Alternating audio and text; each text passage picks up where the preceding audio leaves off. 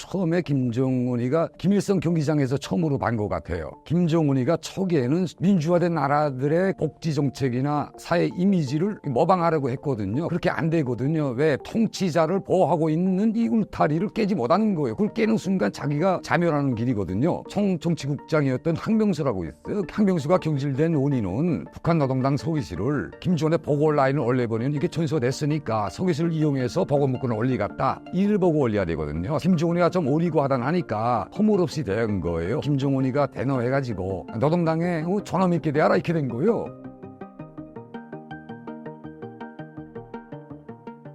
안녕하세요.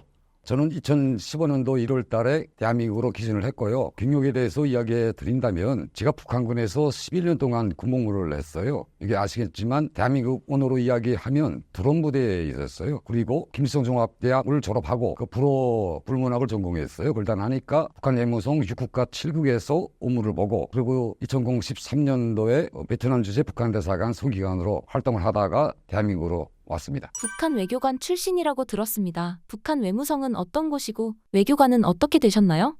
외교관에 대해서는 꿈 이런 것은 어릴 때부터 꿈꿔보진 못했어요. 솔직히 말하면. 그런데 제가 12살 됐을 때 어머니가 교역자셨거든요. 그리고 삼촌이 그 금송학원의 교장이시다 하니까 이런 교육 쪽에 많이 관심을 돌리신 것 같아요. 그래서 평양외국어 학원이라는 것을 이렇게 부모님들이 아시고 일찍 그쪽으로 저를 이렇게 추천해 주시고 보내주셔서 그래서 외국어 학원 3학부 불어과에서 오전공을 전문했거든요. 6년 동안. 그러다 나니까 그게 큰 저한테 기초가 되고 바탕이 된 거예요. 왜 그러나 평양외국어대학과 김일성종합대학 외국어문학부는 중앙외국어학원 졸업생만 딱 봤거든요. 그러다 나니까 그곳에 갈 수 있는 조건이 됐고 두 번째는 또 불어를 하다 나니까 그때 당시 불어에서 시험 친 사람이 한 2명밖에 안 돼요. 김일성종합대학에. 그러니까 쉽게 김일성종합대학에 입학을 했어요. 근데 이게 바탕이 돼가지고 북한 예문성으로 발탁이 됐거든요. 그래서 북한 예문성에서 일을 했고요. 기본 저는 아프리카를 많이 담당을 했어요. 이때까지가 아프리카 전문가예요. 나라도 거기를 담당했고요. 북한 외무성에 대해서 그러면 말씀을 해드릴게요. 북한 외무성이 형식적으로는 북한 내각에 소속돼 있어요. 그런데 북한이 그것이 성중앙기관이 지위가 높은가 높지 않은가는 수장이 누구인가에 많이 간절히 되거든요. 그러나 김정은이 주변에 자기의 무슨 상이나 부상이 많이 같이 다닌다 하게 되면 그게 위상이 올라가는 거예요. 그러니까 외무성은 내각의 소속인데 북한 노동당 조직부가 서기실에다가 보고문건을 올리는데 내각을 거치지 않고 올려보내요. 그렇지만 다른 성중앙기관들 그것들은 다 내각을 걸쳐서 올려보내거든요. 김정은의 직접적인 보고 라인을 갖고 있는 거예요. 그래서 형식적으로는 내각의 소속이지만 외무성이 별도로 차별시된 성중앙기관이라고 이야기해 드립니다. 그렇다면 김정은을 직접 보신 적 있으신가요? 예, 제가 김정은이가 집권을 하고 그리고 처음에 김정은이가 김정일과는 다르게 공식 석상에 많이 나타났어요. 그래서 제가 김일성 경기장에서 처음으로 반 것 같아요. 경기장에서 북한식으로 말하면 검열된 사람들을 제일 가까이에 놓겠죠. 그 주변에. 그러니까 북한 외무성에서 소속돼서 나가다 나니까 김정은이 더 가까이에 있었던 거예요. 그래서 김정은이를 그때는 가까이서 봤고요. 그때 당시는 지금 이미지와 완전히 달랐어요. 조금 탈도 이렇게 많이 나지 않고 홍조도 없고 패기 넘치는 그 젊은이의 모습이라 그럴까 그때는 그때 많이 기대를 했죠. 북한이 이제 어떤 길로 갈 것인가. 김정은이 과거와 많이 달라진 이유는 무엇일까요? 예, 제가 달라진 이유라는 것은 김정은이가 초기에는 해외 유학파가 아니에요. 그러니까 유럽이나 중립국이나 이런 나라들을 보면서 복지국가들의 그 이면을 많이 반 것 같아요. 그러면서 거기서 많은 것을 북한의 이미지화하려고 했는데 처음에 그런 마음으로 시작을 했어요. 그래서 북한에 맨 처음에 복지국가 만들겠다, 사회 공공질서 확립하겠다 하면서 민주화된 나라들의 그런 복지 정책이나 사회 이미지를 모방하려고 했거든요. 그런 시도를 진행했어요. 그런데 그게 김정은이가 자기 욕망일 뿐이지 그렇게 안 되거든요. 왜? 북한의 모든 법 위에는 당해유신정착의 확립의 10대 원칙이라는 게 있어요. 그러니까 이 통치자를 보호하고 있는 이 울타리를 깨지 못하는 거예요. 그걸 깨는 순간 자기가 자멸하는 길이거든요. 그러다 나니까 말하면 북한 체제의 속성을 뒤늦게 깨닫고 그 다음에는 자기 김씨가 따라간 길, 아버지가 따라간 길, 할아버지가 따라간 길로 운명적으로 갈 수밖에 없는 그런 처지에 놓였다고 이야기해드립니다. 환경이 김정은을 달라지게 만들었다고 보면 될까요? 그렇죠. 북한 체제를 유지하려면 말은 전조의 길을 따라가야지 그게 가능하거든요. 거기서 이제 법치국가가 나오고 이렇게 하게 되면 그게 또 인권과 민주주의가 나오고, 북한이라는 사회가 인권과 민주주의에 대한 이런 기초가 없고 경험이 없잖아요. 북한 사회에서 자유민주주의 국가들이 주장하는 인권과 민주주의를 실현하는 것은 제한성이 많거든요. 그걸 타산하지 못한 것 같아요. 그럴 때 김정은이가. 해외에서 북한 외교관의 업무는 무엇인가요? 북한에서 외무성의 임무는 두 개 파트로 나눠지는데요. 내부 파트하고 외부 파트가 있어요. 외부의 파트에 대해서 이야기해 달라고 말씀하셨으니까 그걸 대사관의 말하자면 지위와 역할에 대한 문제로 제가 받아들일게요. 역할 문제를 이야기해 드리면 첫째로 하는 게 바로 수령의 권위를 절대화하는 거예요. 첫째, 외교관의 사명은 김일성, 김정일, 김정은의 말하자면 위상과 명예를 제일 첫째로 여기고 이것을 대외에 선전하는 게 제일 최고의 임무거든요. 그 둘째로 진행하는 게 말하자면 조국에서 보내온다 그렇게 이야기하는데, 북한 외무성에서 아니면 북한 노동당에서 보내오는 모든 지시들을 관철해야 되는 거예요. 세 번째로 쌍무관계 조절이거든요. 그러니까 쌍무관계라는 게 북한과 해당 자기가 주재하고 있는 나라와의 관계 문제입니다. 이 관계 문제는 정치, 경제, 문화, 군사, 인물관계 모든 것이 포함이 됩니다. 여기 대해서 조율을 해야 되거든요. 근데 최근에 들어와서는 정치보다는 경제에 더 많이 치우치는 것 같아요. 다음으로 진행하는 사업이 융성자료 수집이라는 게 있어요. 그게 뭐나 해외에서 아니면 주변 국가들에서 선진적인 기술이나 군사기술, 경제기술 이런 것들을 수집을 해가지고 북한에 들여보내야 되는 거예요. 그리고 또 일상적으로 진행하는 사업이 또 있어요. 이렇게 순차적으로 이야기해 드리면 정세자료 보고라 그러지요. 그러니까 그 자기가 주재하고 있는 나라와 그 주변 국가들의 정치 상황을 항시적으로 체크해서 북한에 보고해야 되는 거예요. 다양한 업무들이 있고요. 위대성 선전도 있고, 근데 이 자리에서 내가 좀 축궁적으로 이야기하다 나니까 체계를 잡지 못하고 이야기를 하는데 대단히 많거든요. 북한 외교관의 처우가 굉장히 열악하다고 들었습니다. 어느 정도인가요? 열악하다는 게 북한의 기준을 해가지고 그렇게 그 기준에 준해서 북한에 있는 외교관들한테 생활비를 주는 거예요. 그러니까 생활비 책정은 뭐 대사는 식사 한 끼 얼마 먹으라 뭐 이런 식으로 해서 책정이 되거든요. 그것도 2년에 한 번씩 북한의 재정경리성이라고 있어요. 그게 해외 파트만 담당하는 부처가 있거든요. 거기서 해외 순방을 하면서 그 나라의 물가를 조사합니다. 조사해가지고 이 대사관에는 1인당 돈을 얼마씩 주는 게 타당하다. 이걸 조사를 하거든요. 북한 기준으로 해서 북한 외교관한테 생활비를 주다 하니까 그거 굉장히 열악한 거죠. 그게 정확히 그 사람이 누릴 수 있는 조건과 권위에 따라서 돈을 주는 게 아니라 식사 값에 의해서 돈을 주니까 대단히 그게 열악하다고 봐야죠. 외교관 월급이 적어서 생활비를 벌기 위해 밀수도 한다고 하는데 사실인가요? 그렇죠. 북한의 외교관이라 하게 되면 그게 필수적인 자기의 자체 계획이고 과제예요. 해외 나올 때부터 그 계획을 세우고 오거든요. 또 해외를 나가는 목적이 그곳에 있거든요. 생활비를 타려고 나가는 게 아니라 해외에 나가서 이만한 돈의 계획을 세우고 이만한 돈을 달성하겠다. 그러면 내가 이제 그 나라를 가게 되면 그 나라엔 어떤 직종이 불법거리 할 수 있는가 그걸 파악을 다 하고 가거든요. 그래서 제가 알기로는 지역별로 나눠지거든요. 최근에 뉴스에도 많이 나오고 기존에도 많이 나왔지만 아프리카에서는 기본이 뭐 컵불소, 북한은 소각이라 그래요. 그거 보고 소각도 하고 걔는 뭐 이렇게 말씀드리면 죄송한지 모르겠지만 토에 눈도 말려가지고 들어가고 뭐 여러 가지 중국을 대방을 해서 팔아야 되니까 대방이 중국이거든요. 모든 것이 다 외교관의 특종과 특혜를 이용해가지고 이거를 제네바 협정에 따라서 터치하지 못하게 됐으니까 그 공간 속에서 그것을 중국에다 파는 거예요. 그런 형식을 취하는 방식이 있고요. 그건 지역마다 다 있거든요. 두 번째로 이야기해 드린다면 무관세거든요. 무관세 쪽으로 해서 기본 거기서 돈을 마련해가지고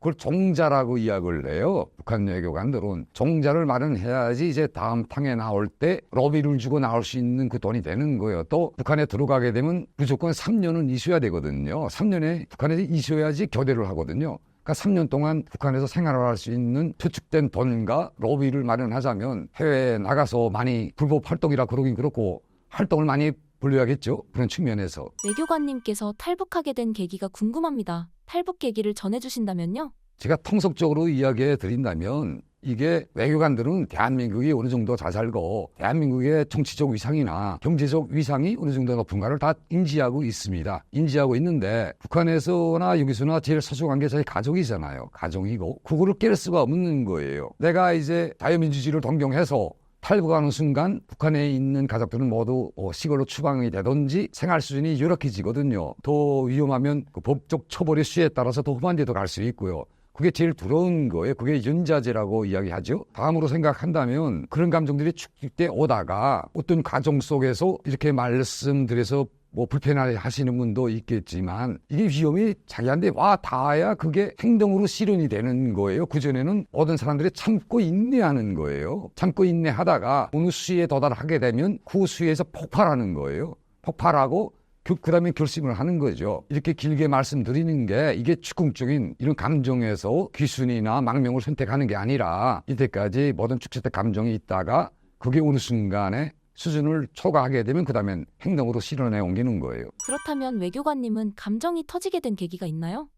저도 북한 외무성에 있어도 대한민국의 실정이나 그거는 많이 알고요. 왜? 대한민국의 국적을 가지지 않고 대한민국 민족이지만 캐나다나 미국으로 국적을 바꾸신 분들이 계시잖아요. 그분들이 북한에 자주 방문을 하셔요. 그러니까 주체사상 신봉자나 조선친선협회 회원으로 해서 그래서 간접적으로 많이 접하고 직접적으로는 대한민국의 뉴스나 이런 걸 보거든요. 대통령 선거 때도 보고 그러면 총선도 보고 다 하거든요. 그런 속에서 인지하고 있다가 나의 일가족이나 친척 중에서 북한 내에서 불이익을 당한다, 법적으로 처벌을 받는다 하면 그 역량이 나한테 오는 거예요. 북한은 그렇잖아요. 자기가 지위가 높아질수록 자기 선수가 밑에까지도 내려가면서 이거에 대한 신원여회라는 걸 하거든요. 그러니까 이렇게 돼서 내가 불이익을 당할 수 있다, 이런 위험이 감지되게 되면 망명을 신청하거든요. 외교관님께서는 망명 신청을 해서 탈북하신 건가요?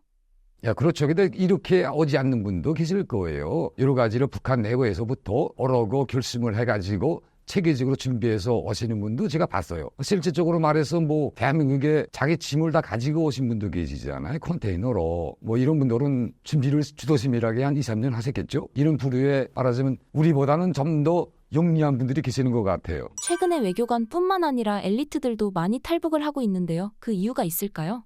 김정은 정권에 대한 한멸과 동료에서 오는 것 같아요. 그래도 김일성 정권이나 김정일 정권에서는 참고 견뎠거든요. 또 어느 정도 외교관의 프라우드 좀 있었거든요. 그 외교관이나 아니면 대업무를 보면서 업무 활동에서 프라우드가 있고 북한 당국에서의 통제 세기가 이렇게 높지 않았던 거예요. 근데 김정은 정권이 들어서면서 단독 통제 수위가 높아지면서 이게 사람들이 폭로가 더 많아진 것 같아요. 그리고 김정은의 지금 정치와도 많이 관련이 되는 거예요. 김정은 정치가 지금 들어서면서 자기한테 맞지 않는 기존에 쉽게 말하면 맹목적으로 북한 정권에 충실했던 사람들 말고 초갈기잖아요. 과거에 관계없이. 그러다 나니까 북한의 외교관이나 아니면 엘리트 충돌이 동료하고 나도 어느 순간에는 저런 운명에 처하지 되지 않을까? 한순간에 북한에서 그렇잖아요. 한순간에 자기 직위를 넣는 순간 북한의 가문이 다 멸망하는 거거든요. 그러니까 이래도 이렇게 되고 저래도 저렇게 될 바엔 좀 더 현명한 선택을 하는 것 같아요. 이번에 탈북하신 리일규 참사는 이전에 아시던 분인가요? 그렇죠. 북한 외무성에서 알기 시작해서부터니까 지금 알기 시작한 게 저희 2008년도에 북한 외무성에 들어갔거든요. 그때부터 알았으니까 지금까지 계산하면 10년 전부터 알고 있었다고 이야기를 해드려야죠. 그때는 우리가 다 30대였어요. 한창 자기 업무에서 실적을 내려고 다 뛰어다닐 때죠. 그 정권이 그가 문제가 아니고 내가 외교관으로서 내가 서류를 잘 쓴다. 북한 외교관은 첫째도 둘째도 서류를 잘 써야 돼요. 글을 얼마나 논리 있게 쓰고 그게 보고문건이라는 거예요. 대책 안 하고 보고문건 이런 것들인데 그런 걸 재치 있게 얼마나 잘 쓰고 제가 담당하고 있는 나라들에서 북한의 우호적인 나라들을 끌어들이고 대사급 외교관계를 더 많이 끌어들이고 이런 활동이거든요. 그땐 잘 나갔죠. 그때부터 알기 시작해서 이번에 와서 우연인지 필연인지 여기서 만나게 됐네요. 그러니까 너무나도 반갑고요. 그리고 또 좀 둘이서 허물없는 사이인 것 같아요. 내 생각에는 솔직히 말해서 대한민국에 와서 경계심이 좀 많아졌거든요. 왜 경계심이 왜 많아졌나? 살던 환경이 너무나도 다르다 나니까 자유민주주의 체제라는 게 모든 게 개인에 다 맡겨놓다 하지만 책임도 개인한테 따르잖아요. 그러니까 책임을 지려니까 모든 게 조심하게 되는 거예요. 이게 대한민국 와서. 그러니까 처음에 일기 형님을 만났을 때도 많이 조심을 하고 그런 측면에서 있었는데 일기 형님이 조금 더 먼저 다가오는 거예요. 그러니까 북한에서 탈북하신 지 얼마 안 됐으니까 북한 스타일대로 접근하시는 거예요. 그러다 나니까 내가 마음의 문을 열었다고 봐야죠. 나도 동화가 된 거예요. 일단 하니까. 그래서 좀 더 허물없는 이야기 하고요. 그리고 알고 싶은 거 다 물어보고 그리고 지금도 주위에 한 번씩 같이 만나서 다니고 있어요. 이번에도 또 추석 맞으면서 어디 갈까 지금 생각을 하는데 계획은 잡았어요. 지금 어디 가자고. 리일규 참사에게 들은 최근 북한 소식이 있으신가요? 지금 상황은 많이 변화가 됐어요. 제가 이야기 이렇게 말씀드리면 진실을 이야기하는 건 괜찮죠. 이게 왜 그러나 기존에 북한에 대한 뉴스나 이런 것들이 나가면서 잘못됐다고 이야기하보다 추정에 가까운 뉴스들이 아니에요. 그래서 이번에 들어온 게 왜 북한 노동당이 어떻게 돼서 김정일의 성군 정치에서 노동당 중심의 정권으로 이전하게 됐는가, 이런 측면에서도 많이 알게 됐어요. 그 계기점이 있을 거 아니에요. 아까 말씀드렸지만 북한은 수장이 김정은하고 얼마나 더 가까이 지내는가에 따라서 그 지위가 올라가는 거예요. 북한 국방성의 주축은 어디나 여기는 총정치국이에요. 그러니까 총정치국장이었던 항명서라고 있어요. 기존의 항명서. 그 항명서가 김정은에 의해서 경질당하면서 북한군이 위상이 떨어진 거예요. 그러니까 기득권층에서 경쟁력을 잃었다 그럴까요? 그런데 대한민국 뉴스를 보게 되면 항명서가 김정은이가 진행하고 있는 모임에서 졸았다, 이런 식으로 해서 뉴스가 나오지 않았어요. 그런 사실도 있어요. 그런 사실도 있지만 좀 더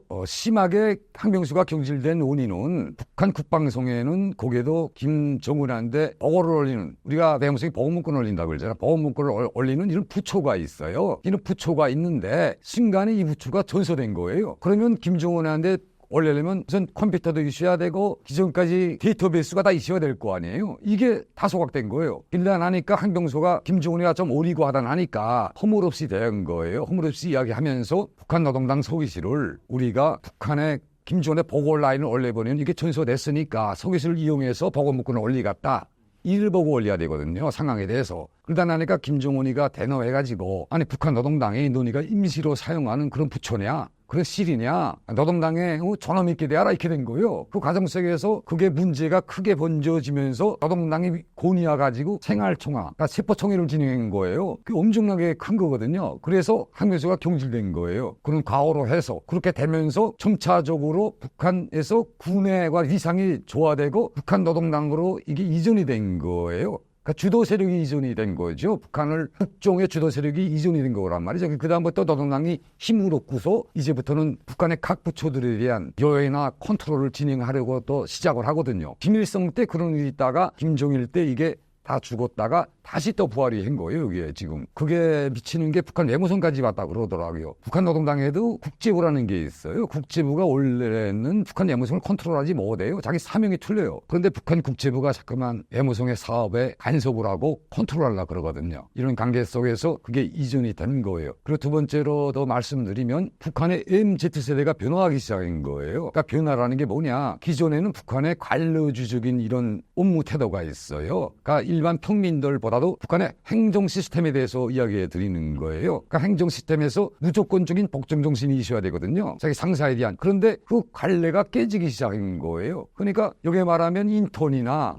행정관으로 들어오시잖아요. 처음에 입사해가지고 들어와서 선배들이 말하는 걸 국마다 자기들이 전통적으로 내려오는 서류 작성 시스템이나 말하자면 내부 규정이 있어. 그걸 부정하고 따라하려고 하지 않거든요. 또 더 중요한 거는 그 이전에 있던 세대들이 그걸 컨트롤하지 못한다는데, 그리고 포기하고 있어요. 포기라는 게 뭐냐, 진짜 이젠 힘들다. 이게 옛날에 상상도 못한 건데, 새로 들어온 애들이 이제 막 치고 들어오고 인사도 제발 안 하고 우리가 말하면 거기에 대해서 말하자면 토를 달고 완전히 이제 옛날처럼 많이 달라졌다. 이게 북한의 작은 변화 같지만 이게 국가 관련 시스템에 조금씩 변화가 되는 거거든요. 그러니까 김정은이가 아무리 노동당을 내세워가지고 북한의 행정 시스템을 재정비하고 통제력을 강화하려고 해도 사람들이 좀 의식할 수준이 깨가면서 이 사람들이 대한민국의 드라마나 외부 정보를 습득하면서 점차적으로 좀 깨닫기 시작하는 것 같아요. 이건 너무나도 이건 아니다 하고, 그 측면이 저는 굉장히 북한에서 두드러지고 우리가 주시해야 되는 그런 큰 문제점이라고 생각을 해요.